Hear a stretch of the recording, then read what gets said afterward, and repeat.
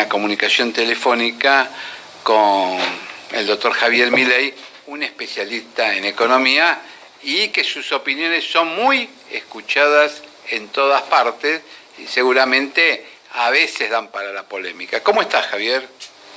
¿Qué tal? ¿Cómo estás? Siempre es un placer enorme hablar con ustedes. Bueno, muchas gracias.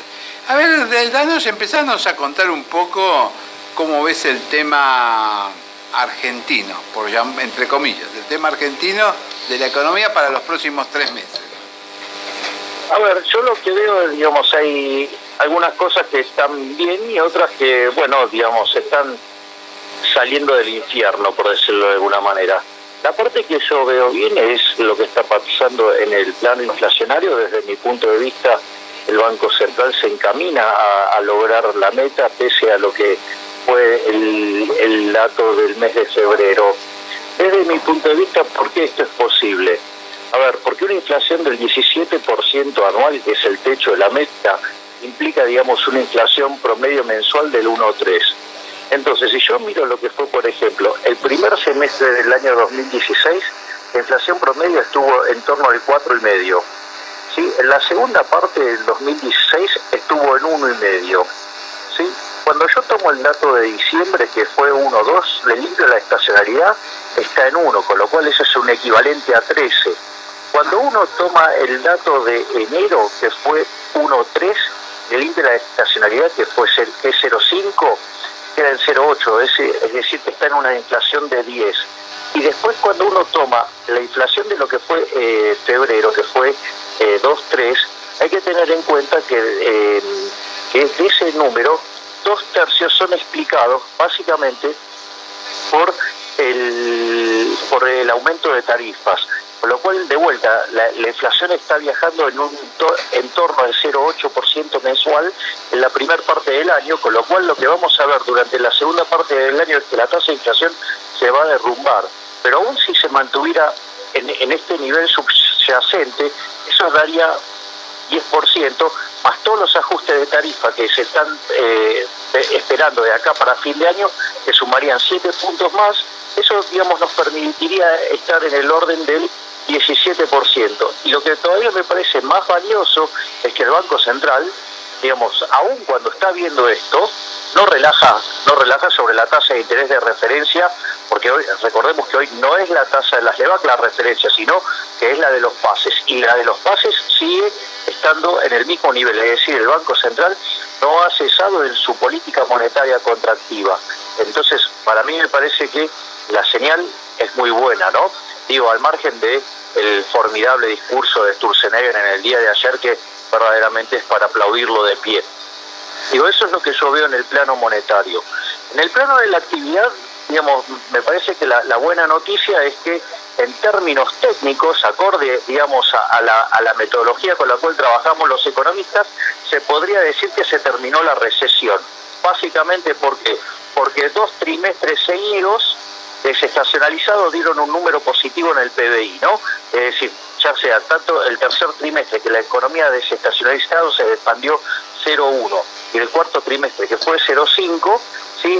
Digamos, al margen que el año terminó negativo con 2,3, sí, ok, eso es cierto, pero digo, acá lo que importa es mirar para adelante. Entonces, digo, cuando yo miro los desestacionalizados, la economía, digamos, está empezando a salir del infierno, digamos, y de hecho todos los indicadores adelantados del ciclo, digo, entre ellos el que elabora el Banco Central, que es el ILA, ¿sí? Digamos, están mostrando que la economía estaría recuperándose.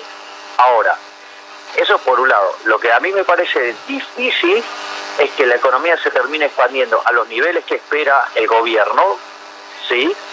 Y además la sensación que yo tengo es que por el tipo de sectores en los cuales se va a estar concentrando, ¿sí? Va a ser amarreta en términos de empleo por la propia cuestión sectorial. Y si yo me fijo que la elasticidad en producto del empleo hoy en la Argentina es 0,3, quiere decir que aun cuando se creciera 3%, sí, que no es, hay que aclarar que no es crecimiento genuino, sino que es un rebote, sí, digamos, es básicamente como el chiste de los microeconomistas. Que alguno le dice al otro, che, ¿cómo está tu mujer? Y otro le dice, ¿comparado con qué? O sea, es un rebote gato muerto, pero, digamos, al margen de esa configuración, digo, para que la tasa de desempleo no suba y para que el salario real empiece a crecer la economía, debería expandirse por encima del 3%. Entonces, me parece que, salimos del infierno, la inflación va a bajar, eso va a ser un elemento muy positivo para adelante, primero porque redistribuye el ingreso en favor de los más vulnerables, con lo cual eso potencia el consumo, además, permite mayor inversión, sí, permite mayor intermediación de la economía, por ende, tiene todo un montón de efectos positivos.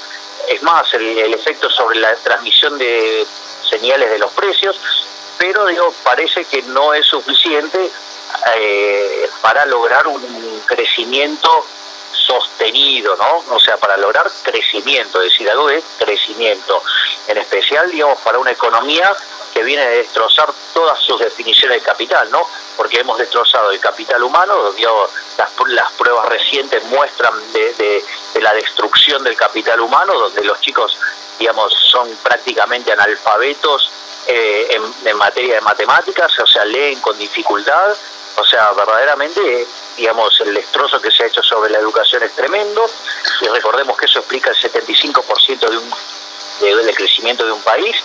En materia de capital físico veníamos invirtiendo menos del 15% en términos del PBI. Hemos destrozado el capital institucional, ¿sí?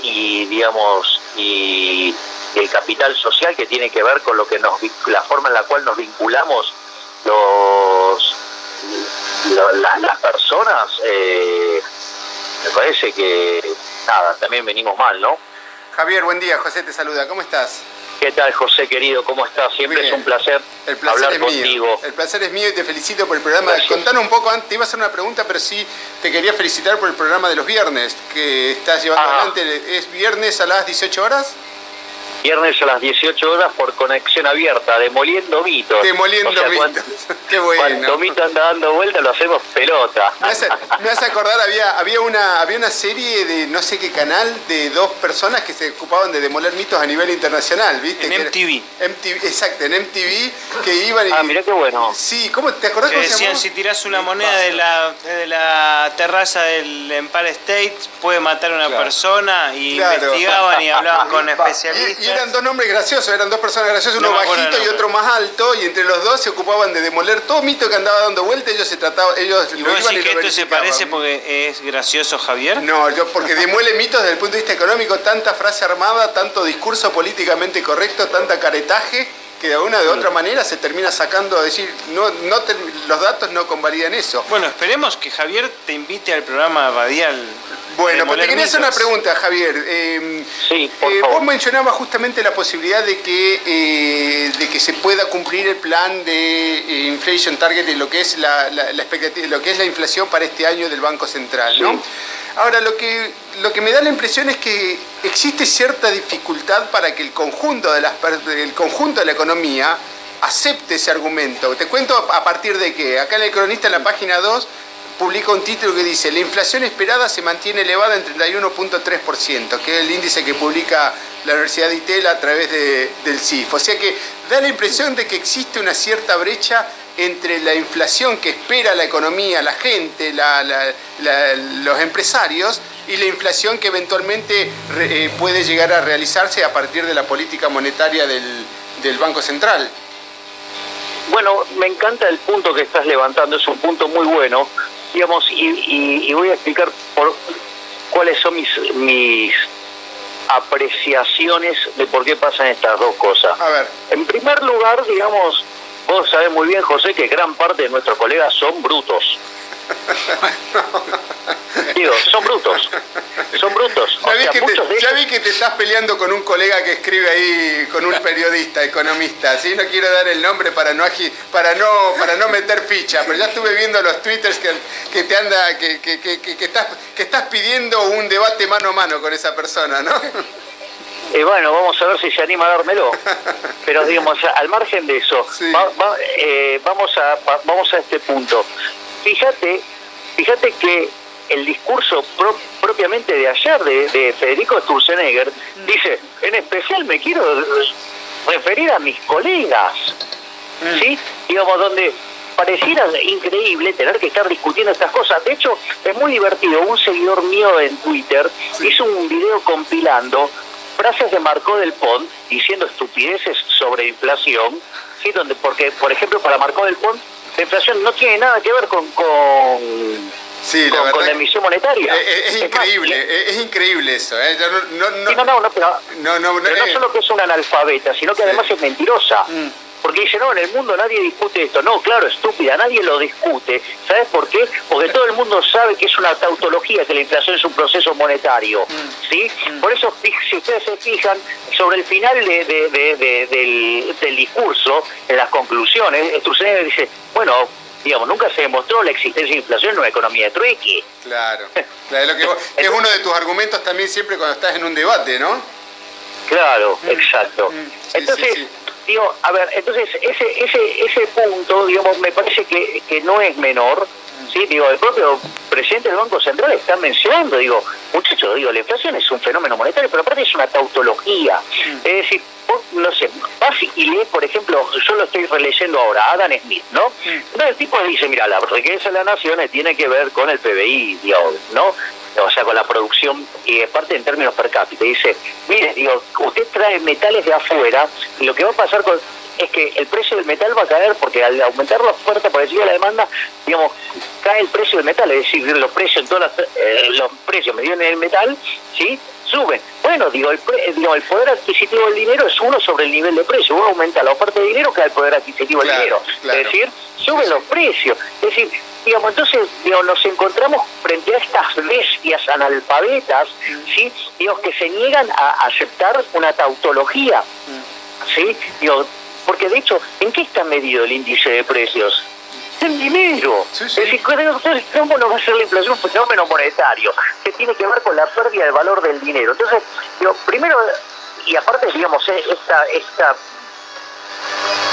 camada de bestias, ¿sí?, digo, que salen de la keynesianera de Córdoba y Junín, de donde tanto les gusta estas estupideces, que vienen con esto de que la teoría no monetaria de la inflación, es decir, y son tan brutos que no se dan cuenta que hay implícito en el modelo ese, un modelo de dinero endógeno que valida todas estas estupideces emitiendo todo el tiempo. Es decir, si vos sabés que hay un artículo de Olivera que hace un ejemplo numérico, y yo les daba ese mismo paper a los alumnos, y ¿sabes qué hacía? Le cambiaba la formulación del mercado monetario.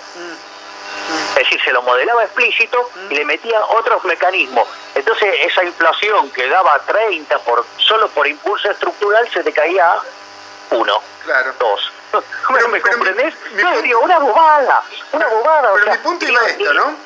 Pero para situarte, ¿no? Si estamos de acuerdo, yo comparto tu apreciación, que realmente tenemos una lectura muy técnica y muy científica de lo que son los procesos monetarios, pero sí, la inflación esperada se mantiene en el 31% y los formadores de precios forman precios con este tipo de expectativas inflacionarias y los sindicatos reclaman aumento de salarios en función de este tipo de... La economía no se estaciona en un nivel de precios más alto, lo que termina atentando contra las posibilidades de crecimiento. Sí, digamos, porque digamos están transando a precios falsos, con lo cual, digamos, pero digo, automáticamente los empresarios se van a dar cuenta que van a tener que bajar los precios y digamos digamos, y cuando los sindicalistas vean que les empieza a aumentar la tasa de desempleo, ahí van a empezar a hacer el recalculando. ¿Y por qué no bajan los precios los empresarios? ¿Cuál es tu lectura al respecto? Porque para mí que se anticipan y se estacionan en un nivel de precio más alto y después se quejan porque no venden. Y te pongo un ejemplo un poco más simple, más doméstico, ¿no? Una empanada cuesta 20 pesos en promedio en el mercado, ¿no? Acá en el centro. Y la vez pasada pasaba por un negocio acá a 2 cuadras, uno va observando, siempre va viendo, y había un negocio que vendía las empanadas a 10 pesos. Y ¿sabés la cola que tenía? 50 metros. Y yo digo, claro, ¿cómo no se dan cuenta? ¿Por qué no bajan los precios en lugar de seguir subiéndolos? Bueno, a ver, lo que pasa es que, a ver, esto también está en la charla de ayer de Sturzenegger cuando habla de los precios como sistema de información. Sí. Es decir, suponete esta comunicación, digamos, el equivalente de vendría a ser así. La inflación, ¿sí? Digamos, es el sistema de precios lo que el ruido de la comunicación. Cuanto más ruido hay, es más difícil que podamos entendernos. Y no porque o yo no sé hablar o vos no me podés entender. No, sino porque hay ruido. Entonces, vos lo que estás describiendo ahí es el ruido que genera la inflación. Entonces, digo, es más, vos hasta podés verte tentado, ¿sí?, a validar precios más altos. ¿Por qué? Porque en el proceso de búsqueda de un precio más bajo, como todavía hay inflación, que igual es decreciente, pero todavía hay inflación, ¿sí?, en la pérdida del tiempo podés terminar perdiendo plata. Entonces, digamos, cuando tu beneficio marginal está por debajo del costo marginal, dejas de buscar y validás un precio más alto. Claro. ¿Sí? Claro. Digamos, entonces, digo, y eso también está en la formidable charla de ayer de Sturzenegger. O sea, con lo cual, digo, entonces, volviendo al eje central de tu pregunta, o sea, primero porque hay bestias, ¿sí? Entonces digo, si los economistas en su gran mayoría son tan bestias, ¿qué pretenden el resto de la gente? Eso por un lado. Y por otro lado, o sea, digamos, ya después en personas que sí entienden de estos temas, ¿sí? Digamos, por Córdoba, pero yendo más hacia el bajo, ¿sí? O sea, uno podría esperar una inflación más alta, ¿sí? ¿Por qué? Porque vos podés tener miedo de que haya una captura política del Banco Central. ¿Me comprendés? Sí, sí. Es decir, digamos, pero ahí el motivo sería otro. Pero te propongo ver este compendio que hizo un seguidor mío en Twitter que se llama Javier Milei, refuta a Mercedes Marcó del Pont. ¿Y lo publicaron? O sea, está publicado en tu Twitter. Está en YouTube. Ah, está en YouTube. Está en YouTube. Claro, buenísimo, claro. buenísimo. Lo voy a buscar y se lo doy acá a la radio para que lo pongan. Claro, la mentirosa Marcó del Pont dice que nada tiene que ver la inflación con la emisión monetaria. Aparte te muestra un dato puntual de febrero. Digo, vos sabés que se muestran los datos promedio, no en la punta. Y además es tan bruta, dice, mirá, ahora la inflación está bajando y el dinero está subiendo. Ella no diferencia si hay problema de demanda, digo, si se planteó por una cuestión de demanda, si digo, lo que fuera. Digo, no diferencia nada, ¿sí? Pero además se olvida, digo, o sea, cuando le enseñaron Friedman, se enseñaron, parece que bastante mal, lo único que aprendió fue la teoría cuantitativa versión para estúpidos, ¿sí? Sos malo, y nunca leyó Friedman cuando dice que la política monetaria tiene rezagos. Vos sabés que los rezagos en países como Estados Unidos pueden llegar a durar 10 años. Sí. En el caso de Argentina dura entre 12 y 18 meses. Bien. Es decir, es más, todavía estamos padeciendo las aberraciones que hizo Banoli.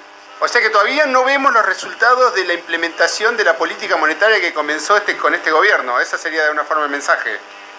Exactamente. Cuando termine este año, el 2017, eso, digamos, va a tener, digamos, para que te des una idea, recién ahí va a tener 12 meses propiamente de Sturzenegger y 6 del año pasado, ¿no? Bien. O sea, ahí recién cuando vos llegues, o por decirlo de alguna manera, recién a partir de julio de este año vas a empezar a ver los efectos de la política monetaria de Sturzenegger. Bien, perfecto. Una última y pregunta. Te puedo asegurar que la tasa de inflación va a ir a niveles del 1 o menos. Buenísimo. ¿Sí? Salvo que se meta la política en el medio. En el medio, que ya sabemos por qué, digamos, Marcos Peña lo echó a Melconian, básicamente para que el Nación financiara alegremente, ¿sí?, e irresponsablemente al sector público. Te hago una última, a ver, para conocer tu punto de vista de un cálculo muy doméstico, muy simple que hice, ¿no? Vos ves las reservas y hay más o menos 50.000 millones de dólares, ¿sí? Que son 800.000 millones de pesos. Estoy redondeando las cifras, lo voy a hacer de manera aproximada, ¿sí? Por otro lado, ves la base monetaria, son 800.000 millones de pesos, más bien, de nuevo, más o menos, ¿no? Y ves que las LEVAX son 800.000 millones de pesos también, ¿no? De alguna forma son menos las LEVAX ahora, ¿eh? Sí, pero vos es que había dos datos. Entré al Banco Central y en el balance al 15 de marzo decía 800.000. Y en los datos de las principales variables decía 650, ¿sí? Bueno, pero supongamos, no, dale, pero Dios, hagamos a 650, pero vamos al 650 para hacerlo más fácil, que es el dato que publica ahí en principales variables, ¿no? Si yo te hago este cálculo muy simple y de almacenero, para que me des tu punto de vista. 650, el 20% anual son 130.000 millones de pesos. ¿Sí? Ajá. Dividido 16, que es el tipo de cambio, te da 8.000 millones de dólares. ¿Sí? Por otro lado, tenés reservas por 50.000 millones de dólares. O sea que de alguna forma vos podrías decir, porque la LEVAC de alguna forma es retirar dinero al mercado para hacer más atractivo al peso, pagándole una tasa de interés. De alguna forma, lo voy a poner de forma muy simple. Estás pagándole una prima al mercado para que se quede con pesos. Eso es lo que estás diciendo con las LEVACs, ¿no? O le estoy alquilando los dólares. Exacto, exactamente, a ese punto quería llegar. Le estás alquilando los dólares. Y cuando ves, ¿cuántos dólares tengo? 50.000 millones. ¿Cuánto pago por año? 8.000 millones. O sea, me está dando una tasa del 16 de manera muy, muy bruta. Pues si pagamos el 15 o el 14. ¿No está pagando muy caro el Banco Central alquilar esos dólares? A ver, vamos a ponerlo en estos términos. Mucho de lo que tiene que ver con el stock de LEVACs tiene que ver con el hecho de que se evitó una hiperinflación. Sí, estoy de acuerdo con vos en todo, ¿eh? Ahora, lo que yo me pregunto es, me da la sensación de que está desarbitrada esa tasa de LEVACs. Es decir, ese es mi único punto. Me parece que está pagando demasiado, ¿no? Es decir, porque si un bono en dólares te rinde 7%, al menos que sea una tasa de corto que uno está dispuesto a asumir, como un alquiler de corto, ¿viste? Cuando vos decís alquilo un auto en el corto plazo, está bien, pago muy muy caro, es como un overnight o un descubierto, ¿no? Pero José, vamos a ponerlo en estos términos. Sí. Si la tasa, digamos, de Argentina, la tasa corta, ¿cuánto es? 4, 5, 3%. Sí, 3%, sí. En dólares, Sí. 3, ponele. Sí. Digamos, si el mercado, digamos, si vos tenés la tasa digamos, si el mercado está esperando una inflación ponele del 25. Sí. ¿Sí? Quiere decir que 3 y 25 te da 28 menos 2 de Estados Unidos, 26, o sea... ¿Me entendés? O sea, mientras que las expectativas no estén domadas, no parece que sea un número desarbitrado. ¿Sí? Es decir, yo entiendo, digamos, lo que te puede estar costando, pero quizás el problema no es tanto por la tasa de interés, sino por el stock que vos tenés, consecuencia de haber tenido que rescatar los pesos. Sí, te entiendo. O sea, mi argumento es, no estás pagando mucho como consecuencia de que la tasa sea alta, sino que estás pagando mucho porque el stock es elevado, porque vos tuviste que evitar una inflación. ¿Por qué? Porque las bestias de los kirchneristas, ¿qué te dejaron? La cantidad de dinero creciendo del 47%. La bomba de los futuros te la hubiera llevado al 80%, y había un sobrante monetario que oscilaba entre 4 y 5 puntos del PBI. Es decir, si vos no sacabas eso, digamos, al igual que lo que pasó en el 75 y lo que pasó en el 59, la tasa de inflación se hubiera multiplicado por 6. Si vos traías una tendencia de que iba a ser a 80%, ¿sí? Por 6, 40, te da 480 y a una inflación en torno al 500. ¿Qué es lo que hizo? Frente al dato certero de que te ibas a una hiper que hubiera tomado lugar en marzo del año pasado, cuando se derrumbó literalmente la demanda de dinero, ¿sí? Lo que vos hiciste fue evitar una hiper. Es más, fíjate esto, que aun cuando vos no ajustas, porque está bueno el paper de Uribe que menciona Sturzenegger en la charla, porque dice que si vos vas a corregir el déficit fiscal en el tiempo, ¿sí? Entonces de esta manera vos repartís la inflación en el tiempo, o sea, y es una ganancia de bienestar. Fíjate este caso tan extremo, que aún cuando vos no corrijas la parte fiscal frente al hecho concreto de que vas a tener la hiper, es óptimo patearla para adelante. Claro. Sí, no, yo te entiendo, estoy de acuerdo. Mi único punto en eso es que como inversor, entonces me daría la impresión de que invertir en el LEVACs es el mejor negocio en este momento, al menos en el corto plazo. Sí, claro, digamos, sigue siendo un negocio enorme, pero de vuelta, pero para mí no es un problema por la tasa en sí misma, sino que lo que vos apreciás como caro tiene que ver con un costo cuestión mayor. Sí, lo que podría haber sido un costo mayor, decís vos, ¿no? Claro, digo, en el fondo, digo, ese stock y ese diferencial que vos estás viendo pagar de más, es básicamente que, porque vos podrías decir, mira, si me da 16%, yo tengo un título argentino que me rinde, no sé, 7 u 8, ponele, para hacer la cuenta redonda. Ok, yo tendría que estar pagando la mitad. Sí, lo que pasa es que también tendría que seguramente tener la mitad del stock. ¿Me comprendés? Sí, o sea, y tengo ese stock porque evité la hiper. Entonces, a mí me cuesta el diferencial de tasa. Es decir, que si vos me decís me cuesta 8.000 millones, o sea, yo estoy pagando 4.000 millones de dólares por año para haber evitado una hiper. ¿Y sabes qué? Me parece que es un negocio. Sí. Javier Milei, ¿No? Eduardo Sí. Corrado te habla. ¿Qué tal, Eduardo? ¿Cómo estás? Bien. Mira, con otros amigos, ¿no?, que hemos compartido listas en el Consejo Profesional, y ahora no podemos pasar mucho por la puerta porque estamos bastante enfrentados con la conducción, estamos preparando algunas charlas y algunos debates para que esto se debata, educación, economía y todos los temas relacionados con lo mismo se debata en una mesa de colegas y se pueda hablar de estos temas y ver cómo se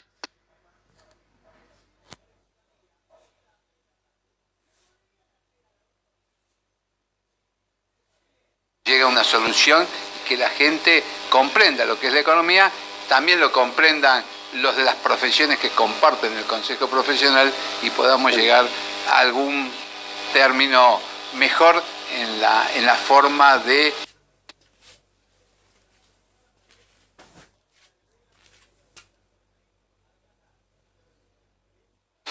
digamos el servicio que prestan los profesionales a lo que es el público en general, que es enseñar y enseñarles a manejar a veces sus empresas, a lo cual hay que agregarle bastantes conocimientos. Javier, te agradecemos mucho que hayas estado con nosotros y por supuesto vas a estar en ese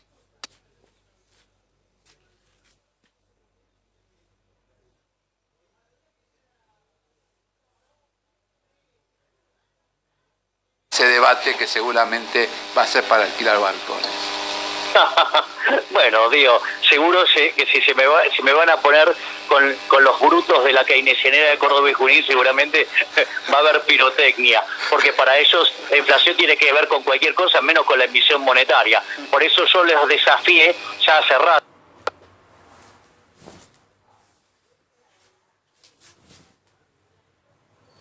que si crecieran eso, que me demostraran que en una economía de trueque puede haber inflación. ¿Y sabes qué? Todavía nadie me lo demostró. Bueno, Así vamos a tratar de lograrte algún adversario como para que puedas debatir en